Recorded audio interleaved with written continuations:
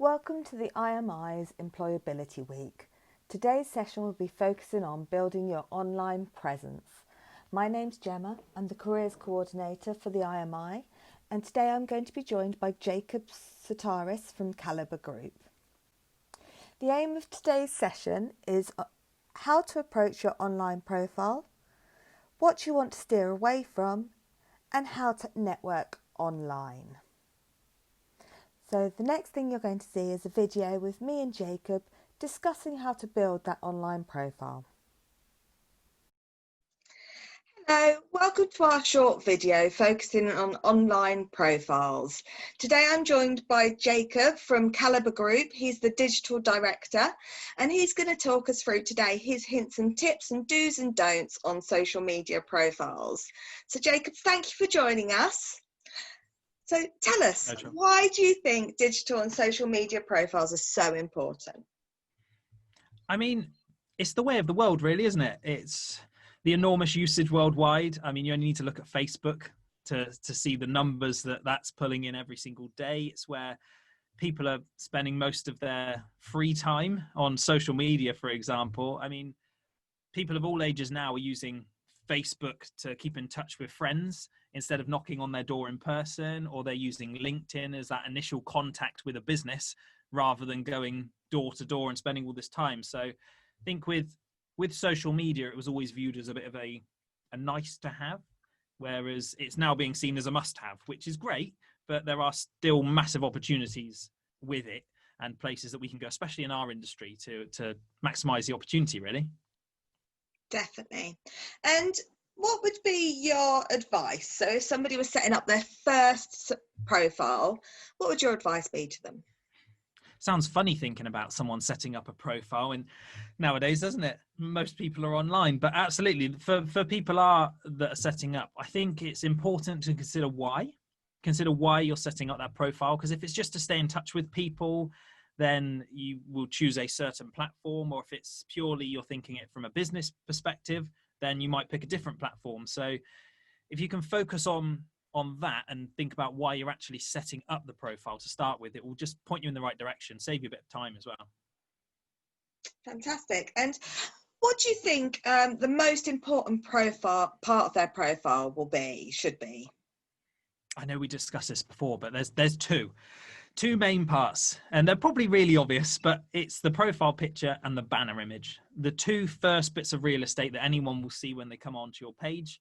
If you can get these right, everything else will kind of flow really nicely. So starting with a profile picture, it's usually when you're setting up a page, the first thing that it'll direct you to, but also if you're just looking at making your page better, focus on the profile picture first. A nice headshot, if you can, is ideal. Make sure you're smiling. It's kind of that making sure that people see you as an approachable and friendly person, because that's how you want to come across. If you're looking angry or you're doing cartwheels or something, people aren't going to really see you as a person. They're not going to understand you and the real you. And then you move to the banner, which is the largest bit of real estate on a profile page. So that's kind of a description. You can use that as who you are and kind of what you do, what you offer, or who you work for. So, for example, on LinkedIn, if you don't have a banner image, if you haven't put your own one in, it gives you this very stale blue looking thing, which does nothing for a profile. You can have the nicest profile image, and if that banner's wrong, it detracts everyone's attention away from you. So getting those two things right, and then everything afterwards is it's easy from there. So obviously there's some of your top tips, but do you have any other top tips for somebody setting up an online profile? Yeah, probably the one that most people fall down on most. I'll speak for myself. I certainly did for quite some time, and that's just being active. We mostly have profiles now on social media, yet we can go into this analysis paralysis where we don't know what to post, so we don't post anything. But keeping active, it's one of those, if you put a lot of effort into something, you'll get a lot out of it. And that's really important on these social media platforms. So for people that maybe are struggling to think of what content to do, or like I was struggling to find the time to post consistently, I would set myself aside 30 minutes a day. And every single day, 30 minutes near the end of the day, I would spend, and I'll break it up. So I'll spend 10 minutes connecting with people in my niche. So the automotive sector, heads of business, things like that, just connecting with them.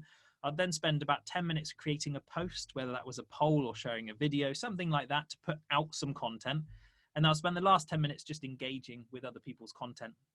That's doing two things. It's showing that I actually care and I'm involved in the community, but also by doing that, my name is out there quite often. So people begin to recognize your name and see you as a bit of a thought leader. So that would be my key tip. Just be active. Okay, and what about don'ts? Is there anything that people should avoid on social media? Yes, loads. There's so many things we don't want to do. There's so many things we do want to do, but so many things we don't.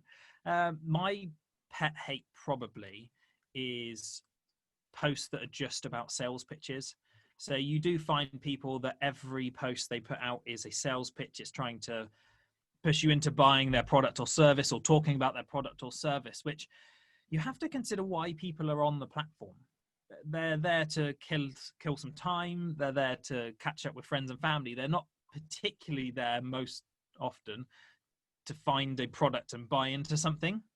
But you do have an opportunity to sell people if you can offer a solution. So I find that becoming a thought leader in your space by talking about the issues in your niche, rather than saying, here's my solution to every problem, just talk about the issues and people will relate to that. And if you can keep doing that, talking about, and then offering solutions within that, it's far more engaging and people will pay more attention to you. But if you're just constantly putting out sales pitches, it gets lost in the feed, and then there's no point in posting at all, really, if you're doing that. Well, I know you've mentioned a couple of different social media platforms. So which one do you consider the most important? I have two that are probably quite obvious, but two that I would choose if I had to drop all the others. The first one being Facebook. You have to. It's compulsory now. If you want to be connected with anyone or do anything, Facebook is the place to be. It has the largest number of people using it every day. So if you could say in your dealership, I would love to have 1.7 billion people every day appear on my forecourt, you'd probably say yes. Facebook gives you that. So it's a no-brainer. And I'm very biased, but I love LinkedIn. I absolutely adore LinkedIn. It's changed from this CV platform getting jobs into actually a platform that is more a social media platform. We describe it as it's an early version of Facebook. If you could have gone all in with the knowledge you have now on Facebook in sort of 2013, you wouldn't hesitate because you know how big it is now. LinkedIn is there at that early stage. It's moved from what it was into this social platform and it's still developing. But because of that, there are far more people that are just consuming content than there are putting out content. So if you want to build a personal brand or you want to get your business out there or anything like that, LinkedIn has a huge opportunity because your reach is massive. I mean, we've posted simple videos out that have reached 10,000 people with no advertising spend. So yeah, LinkedIn and Facebook, if you could choose no others. Fair enough. And what do you think, the next big opportunity is within the automotive sector in regards to this? Video. Anyone that knows me will know that was going to be my answer. I mean, video has proven itself time and time again to be where people would rather place their attention. It's for consumers, it's just more engaging. You can make it more personal than a phone call or an email. Statistically, people retain far more information from a video than they do from any other medium.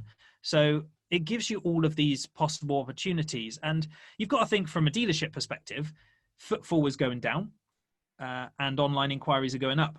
Now, it doesn't necessarily mean people are less informed. It just means they're putting their research time somewhere else. They're not coming into the dealership to do that. They're using the likes of YouTube because they can learn everything about that car that they're looking at before they inquire. So, and YouTube is a video platform. So we have an opportunity though as dealerships and as people within the industry to really embrace it. Shameless plug, we're if I can, we actually have an automotive digital masterclass. It's an e-learning course that's coming out very, very soon, and it's solely focusing for automotive and around digital and video and how you can use it in the dealership. So I'm excited to see our industry evolve, because the people that embrace it now before it's mainstream and we have to do it are going to be the people that win going forward. If you can really nail it down and create personalities in your dealership and create the brand as a place that people know you and you stand out compared to others online, using video is the easiest way to do it, and you'll succeed easily. Brilliant. Well, thank you, Jacob. Thank you for your time. If we were going to leave our audience with a final top tip to take away, what would it be? Goodness, everything you've just heard, uh, and just embrace it. Embrace the change. There'll be a lot of people in our industry and in every other industry. So if there's others watching it that have been reluctant to try something new, I've been doing something a certain way for a certain amount of time and it's worked. That doesn't mean going to digital doesn't mean that you've stopped doing what you were doing before, or that what you were doing before doesn't work. Just means it's added another string to your bow, and it's a string that the world is moving towards. It's where most people spend their time and attention. So if you can embrace social media, video, and just really, really go all in on it, it's a massive string to your bow, and it's going to help. Brilliant. Thank you, Jacob, for your time. And if anyone is interested in Jacob's digital masterclass, you can go on to Calibre Group and have a look at all his lovely resources. Thanks, Jacob. Thank you very much. Cheers. Top tips for building your online profile. Be active. You need to be active on social media, either by posting valuable content yourself or commenting on other people's posts. Your profile picture and banner. These are the first things anybody looks at when visiting your profile. Ensure your image is friendly and approachable and your banner is engaging. Connecting with others. Spend 10 minutes a day connecting with people in your niche. This will help you grow your online profile and takes very little time and effort to do. Finally, content. Put the time in to create your profile. You should populate your LinkedIn profile like you would your CV. Recruiters use keywords to search profiles, so make sure you have relevant keywords in the content of your profile. Finally, you can find additional resources available on our IMI website, as well as our student website and AutoCity, our careers and support website. All the links you can see on this screen. Finally, thank you for joining us today. I hope you found the session useful and we wish you all the best with your future endeavours.